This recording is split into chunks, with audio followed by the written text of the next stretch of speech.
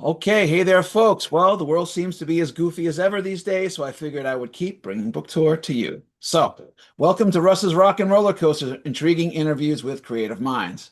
Now, it should be no secret to anyone who watches this show that I'm a big fan of sci-fi and chunky dark fiction, which is why I'm so excited to chat with tonight's guest, Jennifer Brody. Jennifer Brody is a former TV and movie producer and award-winning author who has written for major titles including Star Wars, Disney's Frozen, and Stranger Things, among others. Welcome back, Jennifer.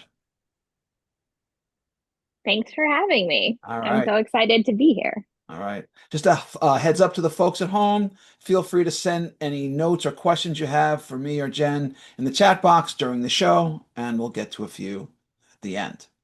Okay. As we always do, we'll start at the beginning. Where were you born? Where'd you grow up? I was actually born in the Virgin Islands in St. Croix, which is, I guess, kind of unusual. And there's a whole story about why my parents were there in the first place. Okay, well, And oh, no, no, no, no, you just said the magic word. Stop right there. You had me at Virgin Islands, so, and you said story. So let me hear it. yeah, well, my dad grew up in Virginia, but had an interesting childhood. He went to law school, and he and his friends all got out of law school in the 70s, and they decided they didn't like wearing suits and ties. They were hippies, even though he'd gone to Harvard and everything. So they hatched a plan to go be bachelors in St. Croix and party and be lawyers. And I do have a TV pitch around this. And so my dad got the job as the public defender. His other friend became the prosecutor, and the other one went and worked for the powerful judge. And anyways, before they went down, my mom, my dad hooked up, and then she ended up pregnant. So he was going down to be a bachelor, and then she flew down and married him, and his friends were not happy because suddenly he had a wife and a baby, and all the partying had to Oh, go away. he blew the So, he blew the deal. yep. And so about a year into that, my mom realized it wasn't a great place to raise kids. She got pregnant again, hurricanes. This is like 1979, like not a stable power grid, lots of crime. My dad had death threats. It was very dangerous back then because he was the public defender. Whoa, whoa, whoa, whoa, And whoa, so, whoa, whoa, whoa, whoa, whoa, whoa. Hang on. Slow down there, cowgirl. Talk death threats. I want to hear this.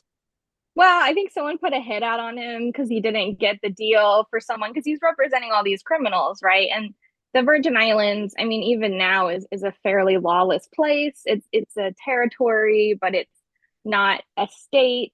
And there's a lot of money laundering, a lot of things go on down there. I mean, famously, and this does not relate to my parents, but Epstein Island is in St. Croix. It is off St. Croix. So there's a lot of stuff that goes on. And so she basically said, I'm moving back to Virginia with or without you. And so my dad had to suck it up and go. And he was about to have a very big practice given to him. And our family friend who stayed down there has become phenomenally wealthy and powerful. And that's, Joe Biden vacationed with him the whole presidency. So, but my dad went back to Virginia, started over. So I grew up in rural Appalachia, sort of, Roanoke, Virginia. Whoa, whoa, whoa, whoa, whoa, whoa, whoa. You just gave me a lot of stuff in about 4 minutes. Holy cow. So hold on a second. So It's so your dad goes down to the Virgin Islands he went to law school. He's like, oh, screw this. Let's just go live the good life. Let's be hippies and rock and roll and sex, drugs, and rock and roll and have that life. And then wham bam, thank you, ma'am. The party ended before it really got started. He starts to become a lawyer. He has a hit put out on him. something like that. I think he was sleeping with a gun under his pillow. There was a whole, I don't know all the details, obviously, but Oh, something was going on that was not safe, or my mom didn't feel safe. okay. So then your mom gets pregnant a second time and says, dude, we're out of here. Yeah, I'm not raising these kids down here, basically. Like, this is not a good, there's not great schools. There's a lot of instability. It's the Caribbean. So how old when you actually moved back to the States, how old were Oh, you? I was a baby, so I Okay. have no memory of it. Okay. My first memories are in Virginia. Okay, so hold on. So that means so you have a younger sister, brother, I have two little brothers. two little brothers. So, and this one is Jackson, and then my littlest is Jared. So I have two little brothers, and we grew up in Virginia, in Roanoke, Virginia. Okay, so Jackson was the tipping point was the final tipping point to come back to the States. Yeah, and I think she was just ready to get out of there. I mean, I think, and I say this, there's something called island fever too, but a lot of Right. people do get this fantasy about how great it would be Hawaii too, to live on an island, have Wait, this so why vacation. was your mom down there? Oh, because she got pregnant, so she flew down to marry him. Oh, wait a second. Okay, They now, met in Virginia because my dad was in Virginia originally. so your And so parents were together, or they were just kind of, eh? my mom was a model in the 70s in New York with Wilhelmina. So grew up in West Texas and El Paso, moved to New York with like 200 bucks in her pocket to be a model. And she did kind of make it and this and that. And she ended up marrying another model. And he moved her down to Virginia, where his family had a box factory. And that marriage went south pretty quick. He ended up being gay. Like there was a whole bunch of other stuff. So she ended up single in Wait a Virginia. second. You're twisting my brain. Holy, wait a This second. is my parents. My This is like a parents are whole. characters. This is like you just gave me like an entire season of Dynasty in 4 minutes. Yeah, Hold I on. mean, she used to hang out with Cybil Shepherd and party in New York. Anyway, so she ended up kind of stranded in Virginia, but she was kind of like the hot sing because she's this model and it's Roanoke, Virginia. And so she's an artist and a photographer. Wait. So hold on. Let me see if I get this straight. So your mom, was a model and Mhm. was starting to make a name for herself. Gets married to what turns out to be a gay model. Model. Hmm. Is hanging out with Cybil Shepherd. Decides, okay, I'm gonna get out of this marriage. Then hooks up with your dad. She dated a lot of his friends first, but she actually wouldn't date my dad. He asked her out and she turned him down because she thought he was too immature. And Oh, so then, like 2 years okay. later, she finally said yes to dating him. But she dated, and they're still all really good friends, a lot of the friend group in the meantime. And then she Okay. finally agreed to go out with my dad, but he was already going to the Virgin Islands. So she hooks up with dad, gets pregnant with you. Now, Hmm. when your dad left for the Virgin Islands, was he aware that your No, mom was pregnant? mm-mm. Total Okay, surprise. I I see. mean, I guess they were all playing it loose in the 70s, like I Uh-huh. said. Right. It sounds like Wow. a whole scene, and he was, my mom said he was immature. You know what? She was probably right. He probably was immature, to be honest. He had to grow up a lot. So, yeah, so there was this whole adventure. So I'm technically a Crucian. I can't run for president. I could be the governor of the Virgin Islands. But we have gone down to visit a lot because we still had good friends. So I grew up going down to St. Croix. We did a Okay. vacation with Huey Lewis. Wait, And I didn't think he was cool. wait. Hold on a second. So as a kid on vacations, you went back to St. Croix and you were hanging out with Huey Lewis? Yeah, he was friends with my dad's friend, and there's a big celebrity golf tournament in St. Croix. And I was in eighth grade, so I didn't actually really know who he was or think he was that cool or anything. And so we Oh, ended up renting a house with Huey, his wife, his kids. And there's this big celebrity golf tournament with a party at the house. And my memory of Huey was that I was really into movies and really wanted to be a film director and all this stuff. And he sat me down. He was like, I just shot this movie called Shortcuts that Robert Altman yes. directed. Oh, I Yeah, saw that. Yeah, it's a that's a great fabulous, movie. Great still movie. one of my favorite movies to this day. But you have to remember, I'm in eighth grade. I'm like 12. And Right. so he's like, you have to come see this movie when it Oh, comes not out. really for you at that So time. later, it plays at the little independent theater in Roanoke. So my mom takes me, and the opening scene, he pees on a dead body, and Yes, yes, he's that's like, right. Oh my God. he drops his pants, and I'm like, so Huey Lewis told me to go see this movie. Oh no. God, And did like it? you were saying, it's a great movie. It's based But on the Raymond Carver yeah, story. I read them all. Yeah. But it's pretty R-rated. It's a great cast, Tim Robbins, Robert Downey Yeah. Jr. So yeah, Yes. that's my real memory. Besides that, Huey was obsessed with football. He's obsessed with sports. And before they had like, fantasy football now. Back in the day, they had a board game called Stratego or something where they would play Yeah. fantasy football. Uh-huh. And so Huey, my dad, and his friend were very hardcore into this fantasy football before it was a thing. And that's why Huey's album is called Sports. He's like a giant sports fan. And I Oh, remember okay. him telling me about Joe Montana because he was really close friends with Joe, a huge 49ers fan. So, Wait, anyways, so he doesn't tell you go watch Back to the Future, no. which he was actually in and wrote the big song for it. He says go watch Shortcuts. Yeah, Okay. we ended up going to see him in concert and hang out backstage at some point. It's just funny because in that era, he wasn't like big with my age range, Yeah, right. really. But as an adult, obviously, I think he's amazing and I totally appreciate him. Like, he's such a good songwriter, great singer. And Yeah. he's a really cool dude. Yeah. But yeah, sometimes I'm like, my childhood was so weird because I was like in Roanoke and there's not a lot going on, but then also I was on vacation with Huey Lewis, random. So Okay. So, all right. Honestly, I could spend the entire hour just talking yeah, about this, but we got to move on. All right. So you relocate. So you grow up in Roanoke, Virginia. For those who don't know, where is Roanoke? it's in the southwest part of the state. I don't necessarily recommend it, but it's in a valley in the Blue Ridge Mountains. My parents are up in Floyd County now, which is even more remote. I would say the closest things are like Virginia Tech is maybe 30, 40 minutes away, and UVA is like an hour away, but it's a little bit backwards in certain ways, I guess. And everyone thinks that's why I never tell anyone Roanoke because of the lost colony.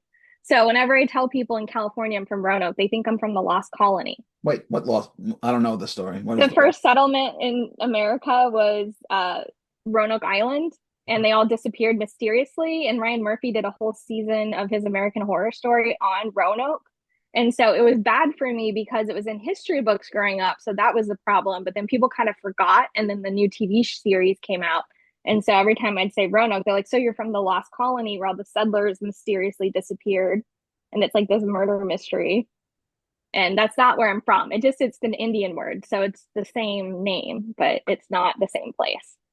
Okay. Okay. So you are not from that No, but it's Roanoke. also called Roanoke.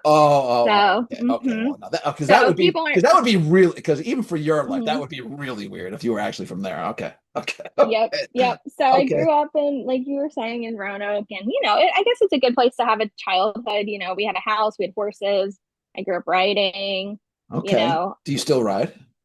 I miss it. I haven't been riding in a while. I could still ride. I don't own horses for So a hold lot of on. So at reasons. that time, so it's you got two bro and so you're the oldest of the brothers is not much younger than you.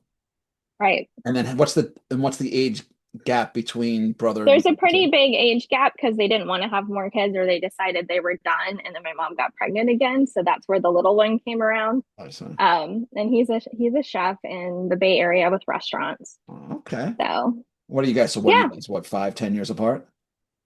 Yeah, I think Jared it's 5, and then Jackson and I are very close. We're like Irish twins.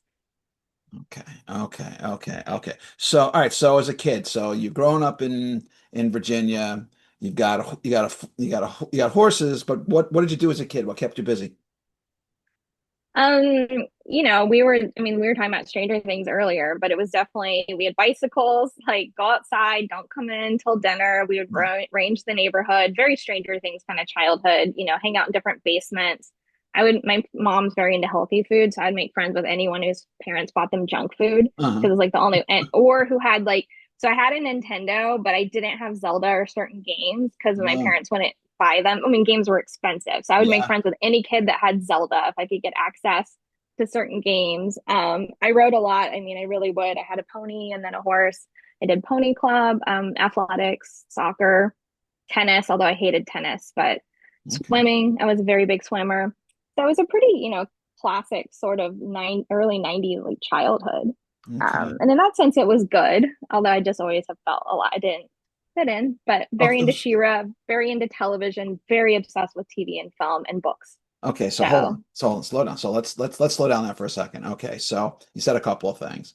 So you said that you didn't feel like you really fit in. So hmm. what was going on there?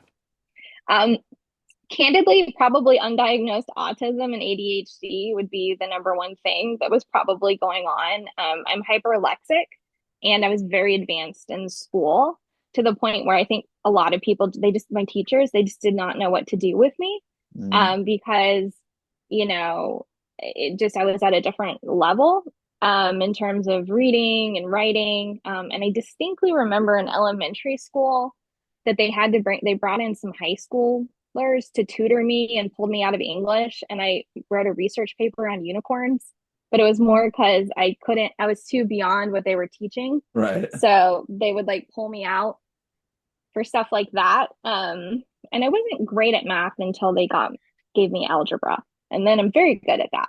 So, there was that, probably a lot of that going on. And so Yeah. a big escape for me was stories.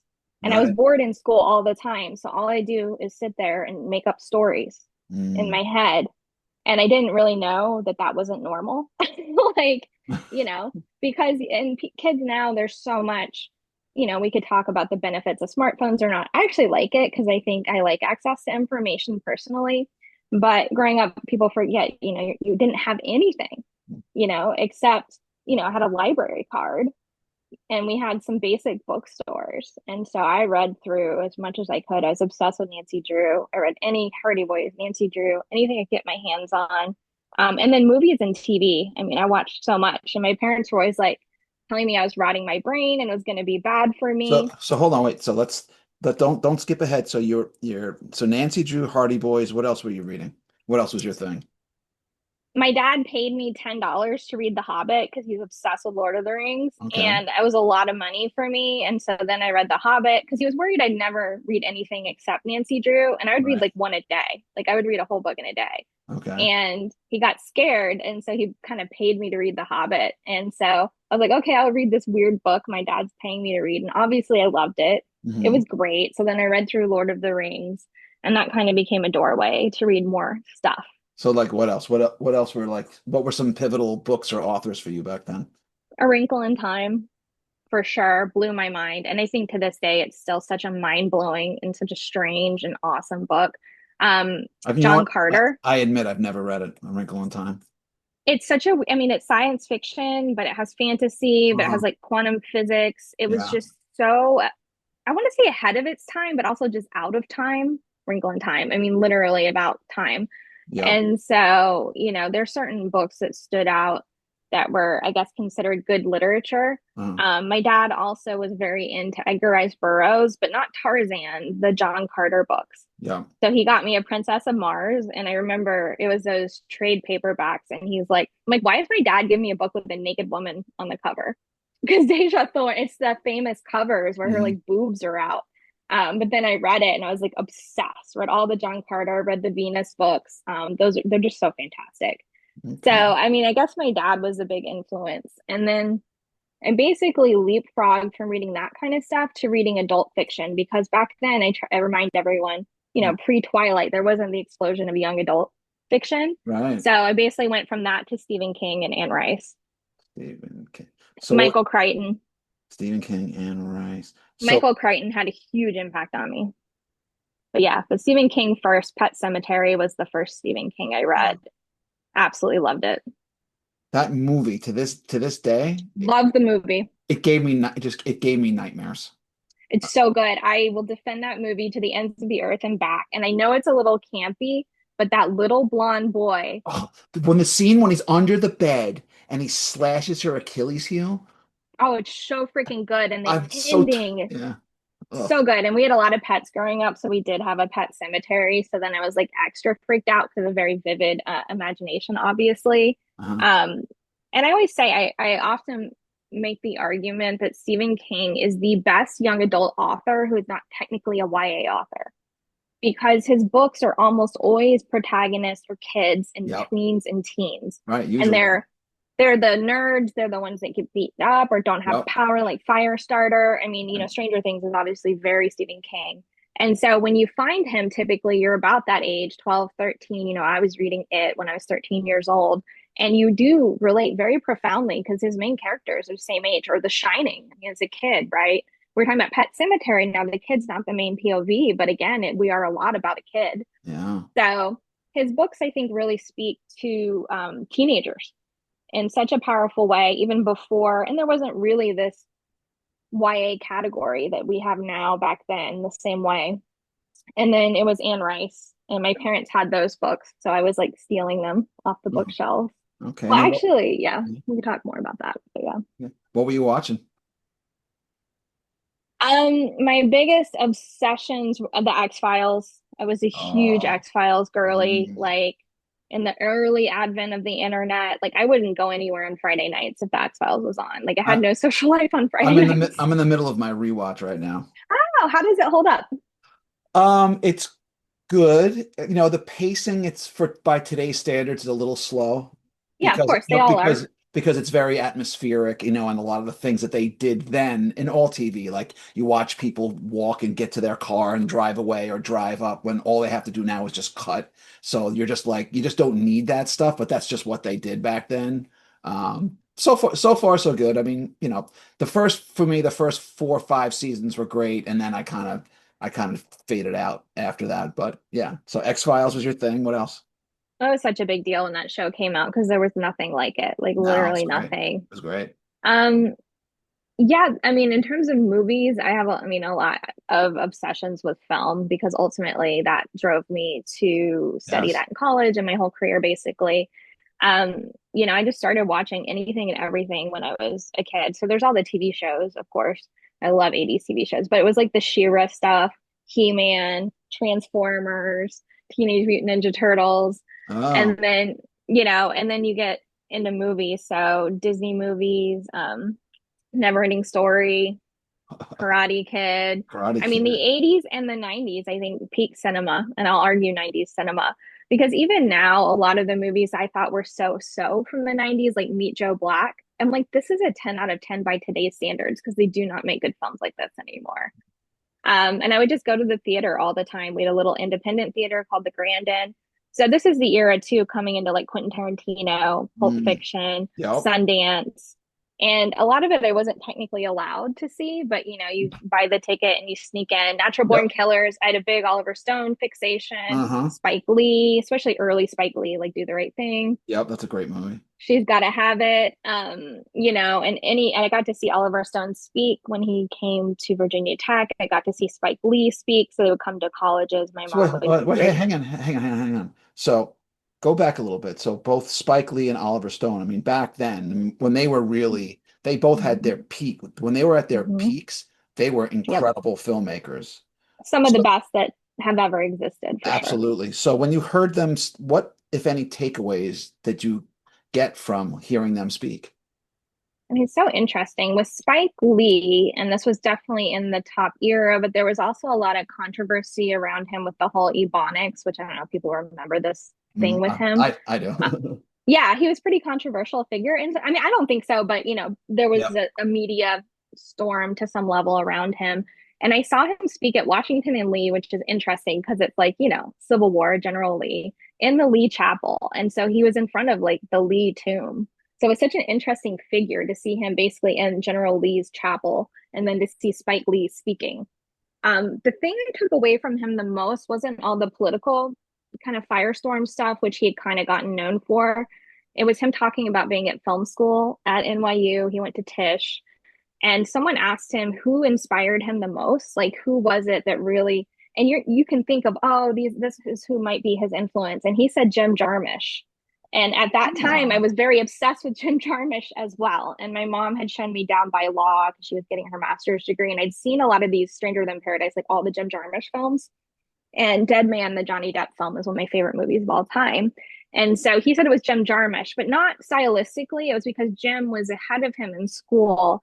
And Jim was the first person that Spike knew personally who went out, maxed out every credit card, and got a movie made, which was Stranger Than Paradise, and had success with this film. And he just kind of took that, and that's what inspired him to do the same thing with She's Gotta Have It, yep. where he just got out of school. This is that whole the clerks model. You go Yep. max out every credit card, do whatever you can to just get this film financed and made.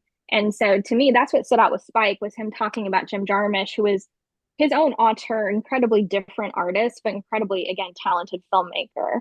And so that's what I took from him. With Oliver Stone, it was interesting because I was obsessed with the movie Natural Born Killers. I still am. I still Hmm. think it's one of his best films. But again, very controversial, Yep. right? At the time, Mickey and ultra Mallory. violent.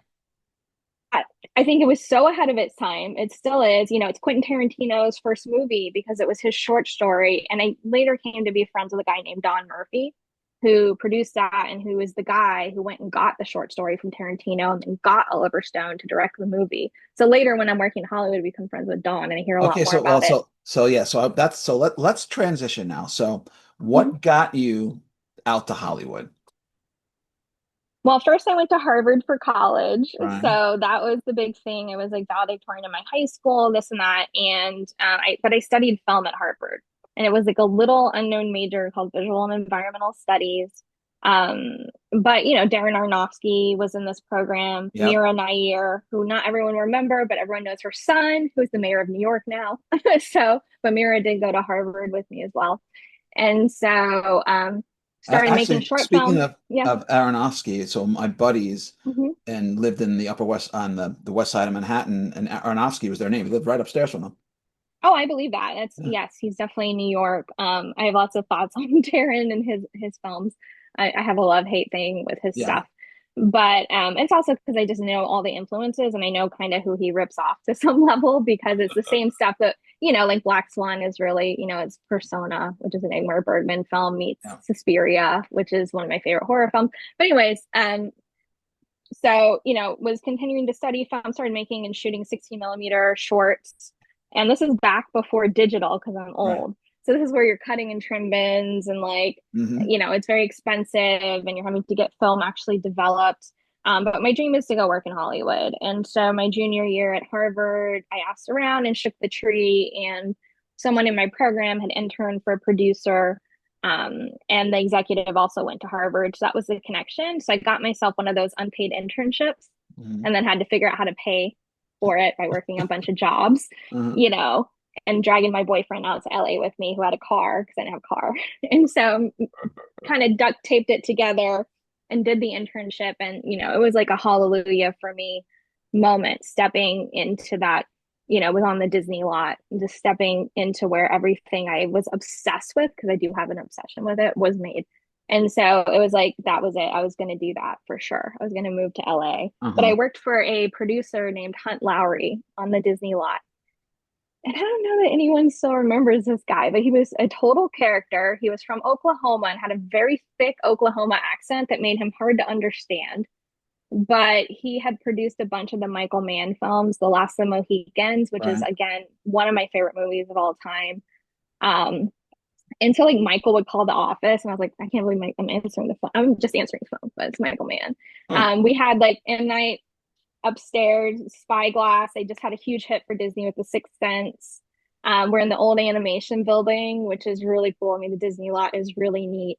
And so we're in production, and what I'm interning on is a little film called Donnie Darko that Mm. Richard Kelly was writing and directing. He was a young guy out of USC Film School. It was a little $5 million movie that shot in LA, Jake Gyllenhaal. Yeah. And so we were working on that, and it kind of became this cult hit, but we didn't know it would be. And they had a Bruce Willis film called Disney's The Kid that was really quite cute and good. So I got to go to like the premiere at Disneyland.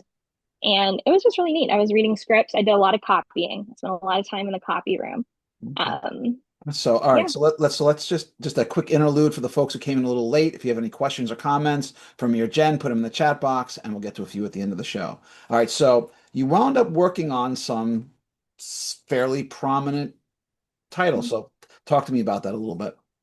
Well, so when I graduate, I moved to LA. I have almost no money. I'm looking for one of those assistant jobs. My first job pays $500 a week, and I get hired by Michael Bay and his partners as the first hire at Platinum Dunes to remake the Texas Chainsaw Massacre. Naturally. And so, calling my parents is fun because they're like, so we put you through Harvard and you're doing what? I'm like, the Texas Chainsaw Massacre remake. And this is before anyone was doing remakes. So the whole So thing sounded crazy to so what everyone. so what did you actually do on that film?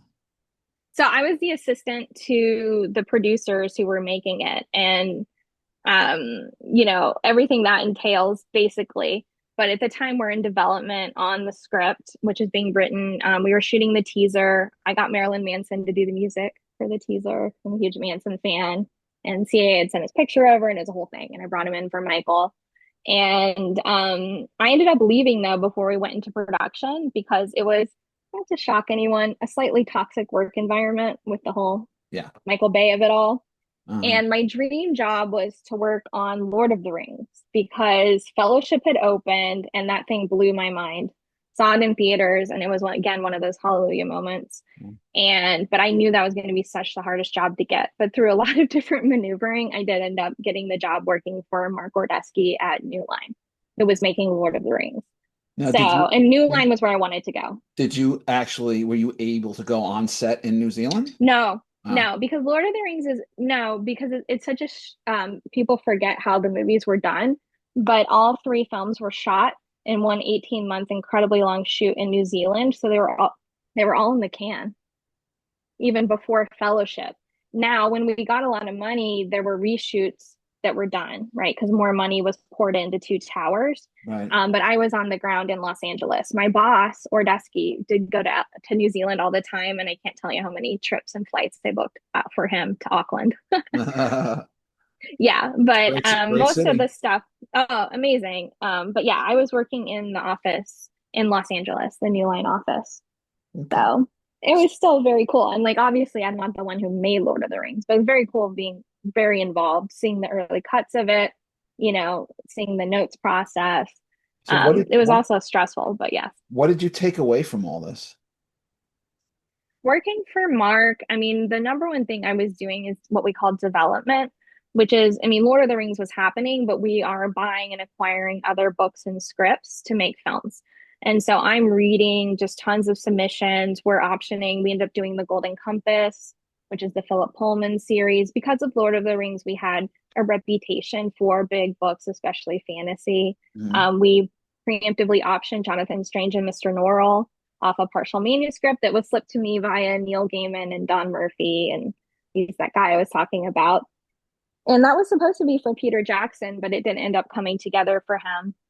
So yeah, I learned a lot about story, about, I'm giving notes to writers. We're working on just a whole slate of projects, about the, post-production process, just kind of every piece of getting movies made. And then also interfacing and working with creatives, writers, directors, actors. Mhm. And Mark taught me a lot. He really mentored me, and he's a fantastic guy. So Still what, making movies. He's producing stuff for Disney. cool. So you did this for a while, but then you shifted gears. What kind of pulled you? So you had this draw. I want to go make movies. You went out to you went look, you for a while you lived the dream. You said, I'm going to Hollywood. I want to be in the movie business. You went to Hollywood, you were in the movie business, and then you weren't. What happened there? I mean, I stayed in the business in different facets for a long time, Right. but it's a pretty toxic industry, which a lot of people will tell you. The Right. last film I produced was for Harvey Weinstein. Ugh. And, yes, and I could just give you a list of the horrible people that I either had to deal with or work with. And I got really personally tired of it. There was a lot of, it wasn't great for women. It probably still isn't, to be honest. Um, and I just got kind of burned out on a lot of that. And for me, what really draws me is storytelling, the creative stuff. Like, I don't like the toxic parts. And so I also just started wanting to write my own stories after working with so many writers. And then at a certain point, you're giving ideas away to writers. And yes, you're taking the producer credit and you're involved in it. Or, I'm doing uncredited rewrites on movies that are getting made. And but I really was into big world building stuff, that was more appropriate for books. And all this time I'm a huge reader. I'm a huge reader my whole life. And so I kind of just start writing my own stuff, and I'm like, if this is crazy or it doesn't work out, that's fine. I'll just keep getting a job. And then when 2008 happened, which was the big economic collapse, Yeah. my company was backed by British hedge funds. And so people remember that you couldn't borrow money to buy a house when the markets froze, but you couldn't borrow money to make a movie, which is Right. how all the independent cinema is financed. And Right. so my company laid off the whole department and went under. And so my first week I was home, and Lehman Brothers collapse is on the Oh TV. yeah. And I remember having the thought, I got paid out of a severance, I'm getting unemployment. And my thought was, I'm not going to get a job again for a while, just watching, the whole economy fall apart. And at a certain point, like half my friends are out of work. So I take that money and just start saying, you know what, I'm going to write my books, write my book and see if I can get an agent and see. And, I'm not missing anything right now because Right. everything's in turmoil. Nobody is hiring. It's a total disaster.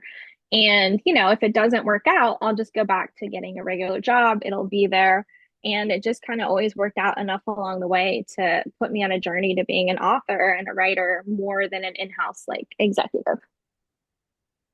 So you That's it. And also, like, I wanted to direct movies, but that was the other thing. When I got there, it was like no women direct movies. It's yeah. like, I mean, it really is bad. And I couldn't find any mentors for directing. And then Right. I mean, it's worse now than it was in the 90s. So it hasn't gotten better, is the Ugh, easy thing to say. So there just really wasn't a path that I right. could find. And obviously some people have managed to find a way. But it's the tiniest percentage, right? Right. So that was the other piece. So then I kind of went in more to producing and stuff because there was more of that seemed like a path.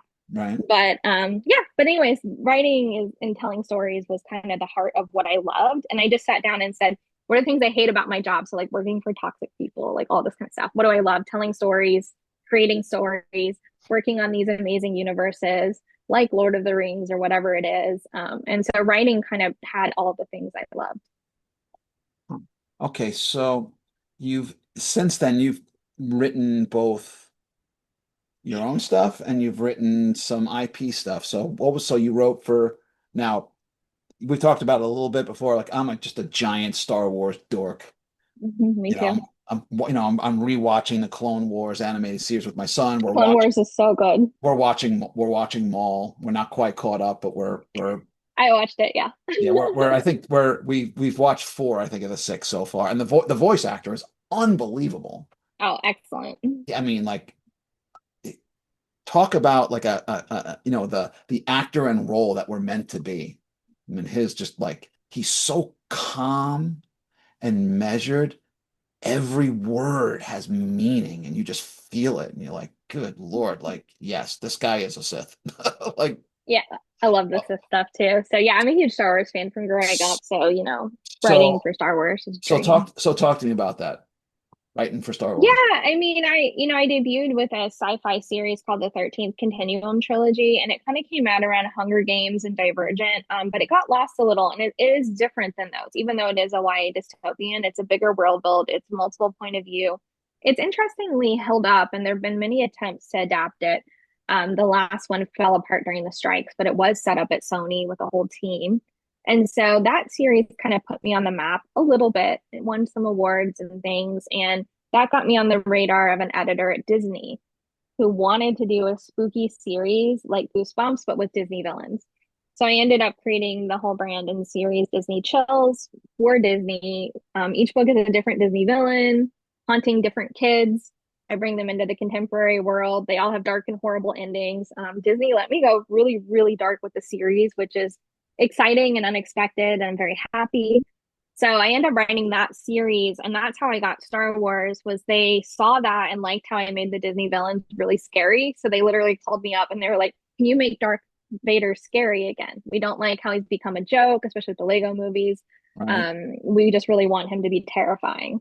And this is around the time that the Obi-Wan show is coming out, so you Right. see the peak Vader. So I ended up writing a canon story called Blood Moon Uprising for Star Wars. So that was really neat. I got to sign it. Star Wars Celebration. Uh-huh. Star Wars that was difficult to work with. I'm not gonna lie. They're a little all over the place. Yeah. And it might be different now, but I think also you can see the results. I mean, Kathleen Kennedy's out, but that Yep. they kind of lost their way a little bit about who they are. Yep. I think this is my opinion as a fan. You're a fan. I'm a fan.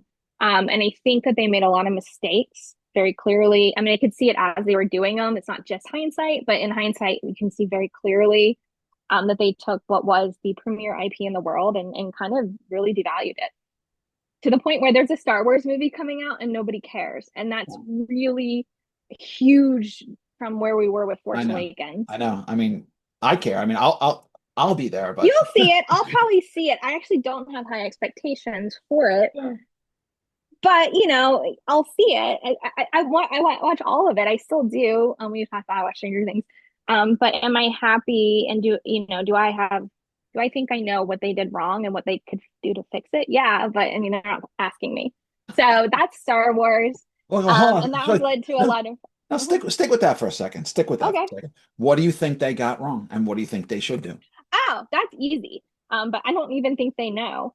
So I'm a huge fan of the prequels and have long been known for going on Star Wars podcasts and defending the prequels when it was not cool and I would get like ganged up on. Uh-huh. And I'm obsessed. Anakin's my favorite Star Wars character. Huge Vader fan.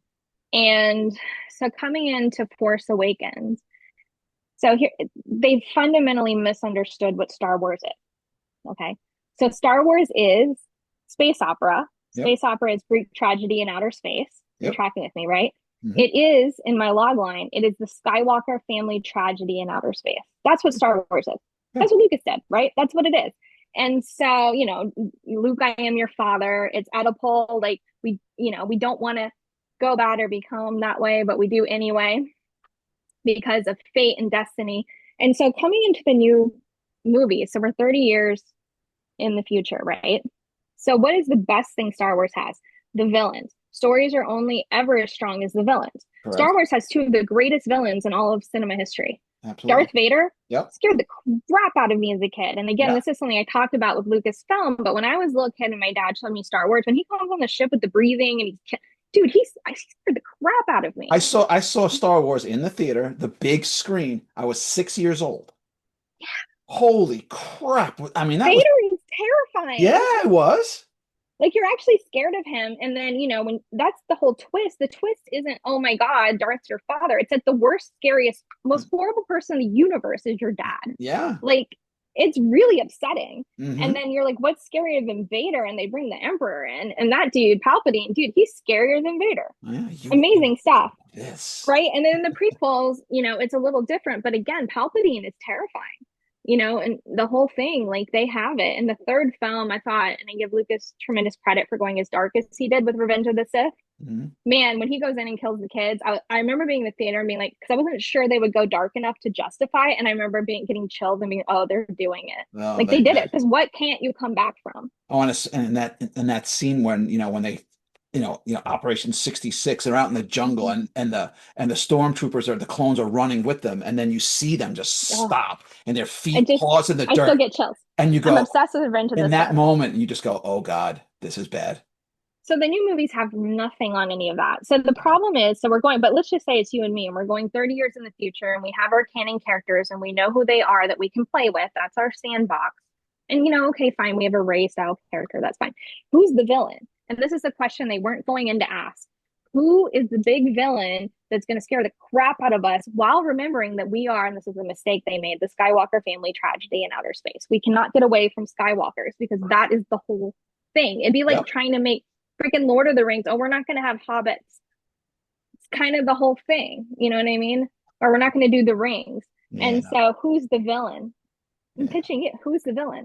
I know who the villain is, but I've since found out it's what George Lucas wanted, and J.J. Abrams threw it away when he came in. He wanted to do another Death Star.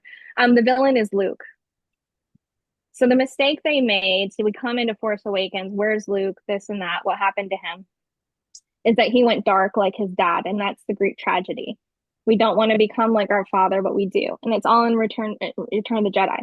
If you don't complete your training, your weakness is your friend, like all that kind of stuff. And so coming in, the ending of the first film, and this would make Kylo Ren actually scary, is that at the end of the movie, he goes to kneel before his Sith Lord, and it comes back and it's Luke, but he went dark.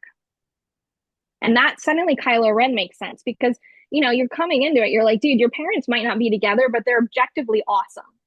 Leia is awesome. Yeah. Han Solo, yeah, he's a roguish outlaw, but he's awesome. Yep. So why are you such a dick?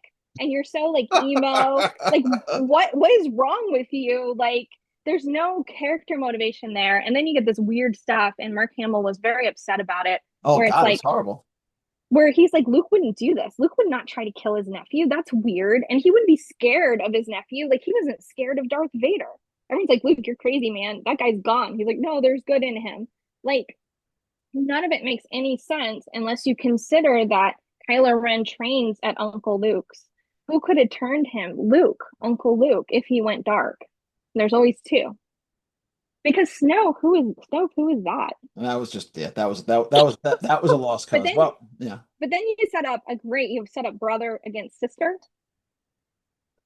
If they and you had set up the family again. yeah, if they had taken that path, they'd have to really like commit, and But Mark Hamill could play it because you know what, he's yes, great at playing villains. yeah, Joker. yes. Okay, So well, anyways, that's my pitch on Star Wars. all right. Well, that was great, but now it's time on the show where we spin the wheel, and the wheel of seven possible categories, including a few new ones. Wherever it lands is what you get, and the categories are Vampire's Choice, The Truth Is Out There, Stranger in a Strange Land, Soundtrack of Your Life, No Such Luck to Serve Mankind, and The Dream Team. All right, here we go. We're gonna give it a whirl and see what comes up. And you get Stranger in a Strange Land, which I was is just thinking about that. I love Heinlein. okay. So you've spent your career mostly or entirely writing horror, dark fiction, and sci-fi. What's one genre you'd like to write that you haven't dabbled in yet? Oh God, that's really hard. Maybe epic fantasy Hmm. because I haven't written anything like big fan like we were talking about Lord of the Rings. Okay. Or cozy fantasy. Oh, okay. Or cozy fantasy. Fair enough. All right. So now we're gonna Probably pick. more fantasy. All right. So now we're gonna pick your poison. I got three choices for you. I'm not gonna tell you what's behind each one. I got A, B, or C. See. C. Okay. All right. Depths of horror. That sounds fun. Horror has been in the middle of yet another resurgence, having become, at least for now, less of a niche and far more mainstream. That said, as a lifelong horror fan, what to you is the difference between a casual horror fan and those who are more, let's say, hardcore? What do hardcore horror fans like or understand or appreciate about horror that more casual fans overlook? I think it's the love of the villain, which is that the films are fun. So like it takes a lot to scare me, and there are certain movies I don't like The Ring, because it's just scary. It's not fun. But when you're really into horror, like I love the Terrifier franchise, for example. Like it's fun. Like we love Art the Clown. Now is he horrible? Yeah, this and that. Or like I'm obsessed with Pennywise. My favorite is Hellraiser, my favorite universe. And that they become fun and we end up cheering for the villain. It's like that's what we're watching for. We're not like feeling so bad for the poor teenagers that are getting killed by Freddy, but you're there for the kill scenes and you're there for Freddy, and it's like super fun, especially as we're going through a whole franchise, even something like Final Destination, and that it's kind of like exhilarating and fun. It's not usually that scary for us. Is what I think about the real horror fans, and that we have a real affection for, and that's why I think for my career I write a lot of the big villains. Star Wars I love, but I'm all Sith, and Vader is my favorite character. And yeah, maybe the first couple times you watch it, you're like, oh, Luke and Leia and this and that. Hmm. Han Solo is cool. Now, But when you get to the core of it, it's Vader's story. yeah, what killed me, and I don't know how accurate it is, but I had heard that Kathleen Kennedy was very restrictive about how they could use Vader, and I think like that's That's J right. And it, it James Earl Jones is only going to live for so long. Let the guy let Vader be Vader while we still got him. I totally agree. And I think they made she completely destroyed it. But it's like you make a standalone solo movie, that's stupid. There should have been a Leia movie because Leia is a core character. Han Solo is a side character. Sorry, I love him, but he's not core. Leia is core because remember that I said about Skywalker family tragedy, and she's a far more dynamic and more interesting character if you want to build out a solo story. But Yeah. see, Kathleen Kennedy didn't get it, and my friend pitched her on a Leia movie, and she just shut it down. And that my friend worked on Rogue One and everything, wrote that. So Mhm. Yeah, yeah, I'm with you. So that's what I think with the horror. Like it's like fun and we're fans of, yeah, typically it's gonna be the franchise. Like I helped write Leatherface's backstory. Like we're fans of that. And the other characters aren't so important in the big core horror stuff, which is a little different from more thriller horror, which we could go into, or serial killer. Like, but Silence of the Lambs, I'm obsessed with Hannibal Lecter. of course. She's cool. Clarice is fun. Like, I mean, nothing against her, but and who carries the story is Hannibal. Come in, Clarice. Can you still hear the screaming of the lambs? It's one of my top 10 favorite movies of all time. It's absolutely It's a great. perfect movie. It's great. It's absolutely great. Okay, so now we're going to give you some truth serum. I got 10 questions. You ready? Yep. Okay, favorite flavor ice cream? Mint chocolate chip, Oh, good one. What's one food you will never eat ever for any reason? oranges. Ew. All right. Wow. Yeah. Okay, that's a first. Never heard that one. Okay, bucket list destination anywhere in the world.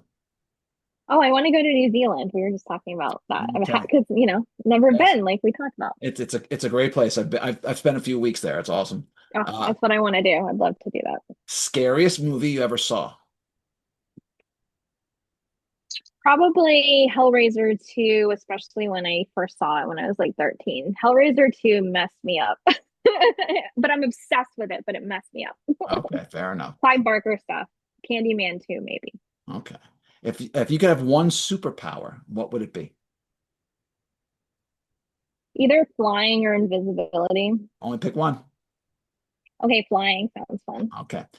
Do you play any musical instruments? And if not, which one if you could? I would love to be a singer, but I grew up playing piano, but I'm not good at Okay, it. But I fair. would love to be a singer. Okay. Cats or dogs? Dogs. Favorite cocktail, and if you don't drink, your favorite unwind beverage. The last word is my favorite cocktail. It's The a last. Prohibition era cocktail with green chartreuse. It's the last word. Okay, the last. I've never heard of that one. Okay. You can see a live performance, sports, music, theater, whatever, any seat, any venue, any time in history. Oh, geez. What's your choice? Oh, geez, that's really hard.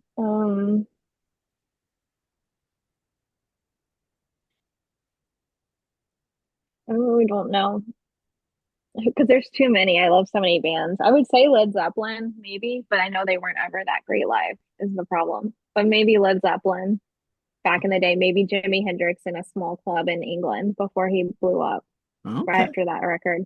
Okay, fair I'm enough. not that big of a Beatles fan. I've seen the Rolling Stones a lot. Mm, bite And I you. have a big whole thing on the Beatles. My parents are obsessed, but Uh, I don't dislike them. I'm just not like, all right, they I'm gonna don't have. really All right, get me. I'm canceling this. We're done.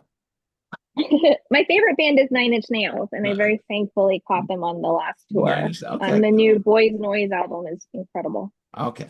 All right. If you could get a continuation of any canceled TV show ever, what would it be? Back in the day, My So-Called Life, and I did a whole petition to ABC, and I was very upset with that one. Yes, I watched it live. That was a good one. It Yes. was amazing. It deserved better. Yes, yes. Claire Danes was a star right from the beginning. I was 15. It spoke to me. Yep. Like it was amazing. We were obsessed with it, and they just canceled it. Yeah. All right. All right. So let's go to our advice column. What's the best and worst writing advice you've ever heard anyone give to aspiring writers? Oh, geez. I think on dialogue, it's like go to a cafe and listen to people talk because dialogue in fiction is nothing like the way people talk in the real world. Exactly. Get an MFA has got to be up there, like go into debt, right? I have friends that are in just tremendous debt much later because you typically don't make back the money that you put into a program. And I think most of that's going to become obsolete pretty fast now with AI anyway, in terms of education. That's a bigger conversation on the sci-fi level. So I'd say those are some things to try to write to market or write to something commercial. I think you need to write the stuff that you're like very obsessed with and have a weird interest in and find a way to put it out into the world, not write to the world. But maybe I'd have a bigger career if I wrote to market. So who knows, right? No, fair enough. All right. What So about you? What do you have? What do you think is a bad piece of writing advice? what is a bad piece of it's emulate writers. There's two. One is, emulate writers who you love and try to write like them, which is That's yeah, it's like, terrible too. and this Agree. idea that you have to write every single day. It's a Oh, I totally agree with that. I get the sentiment is that, look, if you don't put your ass in the chair and clack the keys or write the words, it's never going to get done. And yeah, you got to do it consistently. But this idea, if you don't do it every single day, that somehow you failed your craft is like it doesn't have to be 7 days a week, but you do No, have, it doesn't.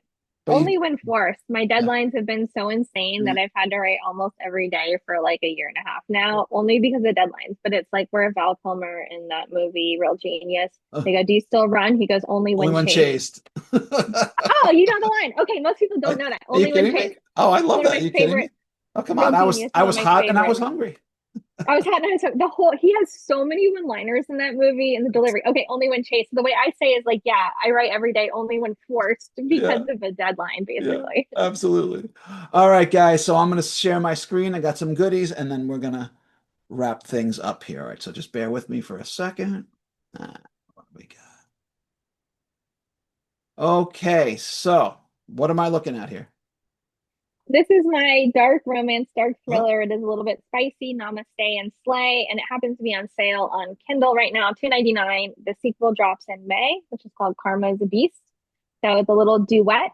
If you like Hunting Wives or the Netflix show you might enjoy this. And there's a great top tier audiobook. so what's the setup of it? It's a girl who's going through a tough breakup, caught her boyfriend cheating, so her girlfriends take her away to a wellness retreat in the mountains. And the retreat ends up being creepy and weird and potentially a trap. And then we go back and see how she met the guy that she just broke up with, how they fell in love, and what went wrong. So it's two time frames, and the story sort of dovetails by the end and cliffhangs. All right. So, All right, mhm. very, very cool. I hear that, guys. You want something creepy and weird and trippy? Check out Namaste. Lots of twists and Well, lots of oh, romance, dark romance. all right, that's what we like. All right, as for me, I'm going to call your attention to Crackle and Fire, which is the first in my ongoing series featuring hardboiled intergalactic hardboiled private eye Angela Hardwick. And Crackle and Fire, Hardwick is hired by a young accounting executive who has said that some sensitive files have been stolen and he needs to get them back. She's reluctant to take the case, but she does, and she winds up tracking down an intergalactic serial killer, and gets involved with some other with an Occupy Wall Street type of a social movement, and we kind of get the first real taste of the danger that Hardwick faces both on world and off. Crackle and Fire is published by Crazy Eight Press and is available on Amazon and wherever you can buy your books. And there's five books in the series. To me, Hardwick is part Blade Runner, part Doctor Who, part John Wick. So if you like your down and dirty street negotiations and some ass kicking and some twists and turns and danger and violence and sex and mystery, then she's your girl. All right, guys, that's going to be our show. I want to thank tonight's guest, Jennifer Brody, for coming by and chatting about her life and her career and Star Wars and all sorts of other good things. And I want to thank everyone who is watching at home. And as always, be gentle, be kind, be generous of spirit, and for God's sakes, go read a book. And I'll see you guys in 2 weeks for our spring 2026 season finale. All right, guys, that's it for me, and I'll catch you next time. Bye now.